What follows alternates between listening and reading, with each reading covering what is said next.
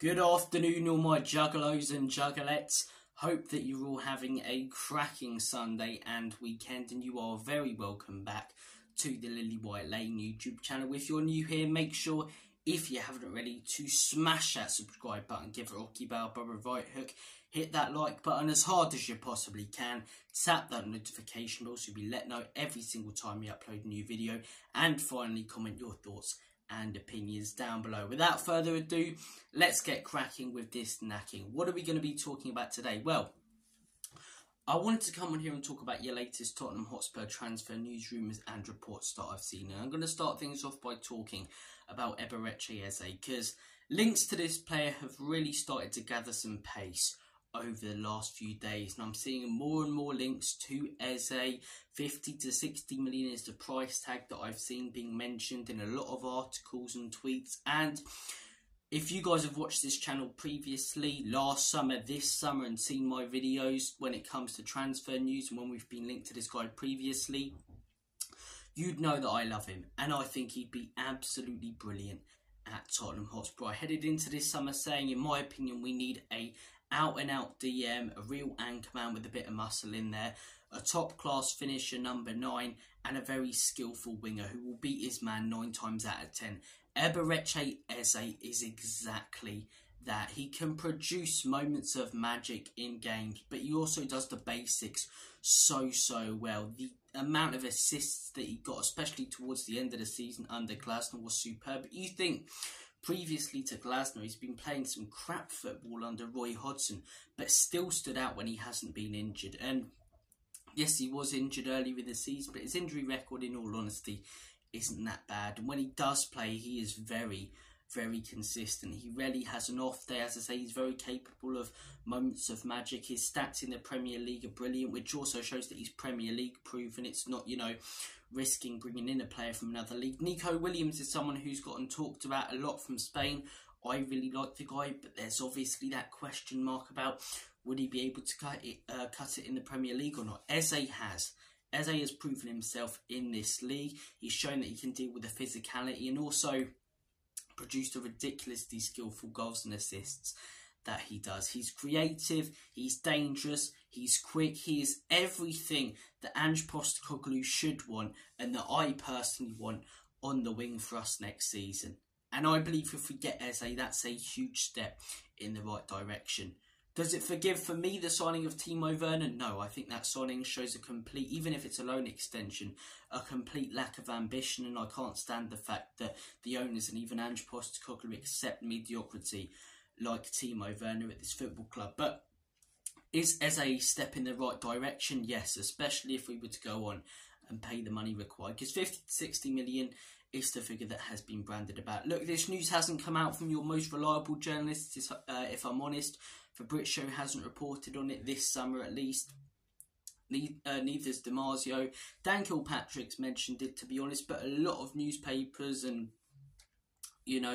different smaller Twitter accounts and journalists have said that he is a target to Tottenham, and there have been links. So, look, with the amount of people that are reporting it, there's got to be some sort of truth in it, right? I want to hear your guys' thoughts and opinions on it. How do you think, I nearly said Elise, he's another one who I'd love at Tottenham Hotspur, but how do you think Eberechi Eze will get on? We haven't seen yet. How do you think he will get on at Tottenham Hotspur if we do bring him in? I cannot speak this morning. Do you think he'd be good for us? Do you think he's not good enough? If so, genuinely, I want to hear why. Disagree with me? We'll have a good discussion and debate in the comment section down below. The next piece of news I do want to discuss does come out from Fabrizio Romano, and it is that Tottenham Hotspur are set to sign a striker this summer. Now, this is coming out from many different journalists, the most reliable sources out there, but no name's really been mentioned there. No name, no Tony, no Solanke, no Isak, just Tottenham Hotspur are dead set on signing a striker this summer, but no journalist or source or ITK knows who. Now, if you guys have watched this channel, like you must have seen me, talking about Eze or Elise, there's a couple of strikers who I constantly bring up. The first, Alexander Isak. If Newcastle are going to put a 200 million price tag or something stupid on him for that, yes, I have a go at Levy for opting for the cheaper option, but I wouldn't blame him. if he pulled out of that one. But this guy, in my opinion, would be the perfect signing for Tottenham. They don't have Europe next season. He may be willing to move. London's a great city to come to. Tottenham, a club going in the right direction if he could be persuaded by Ange Postecoglou. I think Isak genuinely would be one of our, if not our best signing in the Premier League era, because this guy has been absolutely superb. He's Premier League proven. He is one of the most clinical finishers in the league when it comes to his shot conversion rate. How many times have we seen him miss chances? You know, even some of the other top strikers in the league, you know, your Sons for Spurs, your Jesus's for Arsenal, even Erling Haaland occasionally miss some absolute sitters. I haven't seen Isak miss one. I really haven't, where it's got a stupid XG of 0.80 or 0.90. He's so clinical. He's capable of scoring wonder goals. He's not someone who just gets into the right positions and puts the ball in the back of the onion bag. No.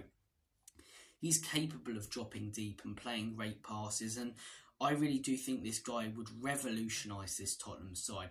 Do I think we'll get him? No. I want Alexander Isak. I'd also like to go on a date with Margot Robbie. Neither's going to happen. The second one, in all honesty, is probably more realistic when your chairman is Daniel Levy. But that's the thing. I know it would probably cost stupid, but we're actually one of the only teams at the top half, or in the top half of the Premier League, who could smash the cash for a player like Isak and be okay financially and not have to worry about financial fair play and points deductions or any of that. Whereas Chelsea, Arsenal even, you know, Manchester City, Man United, they've got to be very careful. Spurs, absolutely sound. So if we've got the money, if we're not in breach of any rules, splash the cash on Alexander Isak. The other option for me, as I say, there's a fair few options. Santiago Jimenez is someone that's been mentioned, but again, you know, I nearly said Argentinian league. He plays for Feyenoord, doesn't he? But Dutch league compared to the Premier League, it's quite a big step up. Managers and players who've excelled in that league have gone to others and really struggled. But then again, managers and, you know, players who have come from that league have also turned into better players than they originally were. De Ligt, for example, from Ajax, or pretty much that whole Ajax team in 2019 that they lost, full of absolute stars. But look, as I say, Santiago Jimenez, again, slight worry. Like I said, with Nico Williams on the wing, he's not Premier League proven. There's a couple of other strikers that I've seen being mentioned. Ivan Toney is one of them. For me, his ego's through the roof, and would he actually want to be at Tottenham? I don't know. The man I'd go with, if we can't get Alexander Isak, is Dominic Solanke. Surprised a lot of people this season. Premier League proven, very similar attributes to Isak. You could get him for cheaper, and I do get that it's a step up from Bournemouth to Spurs, but it's in the same league and he's banging in goals against the top side. Do you think the service that he's going to get at a club like Tottenham is going to be much better than Bournemouth? So, look, those would be my two options for strikers, and if we sign one of those two, I'll be as happy as Larry. Who do I think will sign? We'll probably invest 15 to 20 million in another youngster who will end up loaning out, and Son will play as our striker next season. That's what's probably going to happen. I'm not very optimistic about us signing one of these two players, but as I say, you hear that Spurs are definitely going to sign a striker. Those would be my two options. I want to hear your guys' options. If Spurs going in for a striker, who do you want us to sign? Who would be your priority signing this summer? Name a player that you think Spurs should definitely go out there and get. Personally, it would be Paulinho. Isak would be up there as well. But guys, comment your thoughts down below on the news, the Eze links, the striker. Who do you reckon it could be? Have a smashing rest of your weekend, what's left of it at the minute. And as always, come on you Spurs. In Big Ange we trust. Enoch and Levy.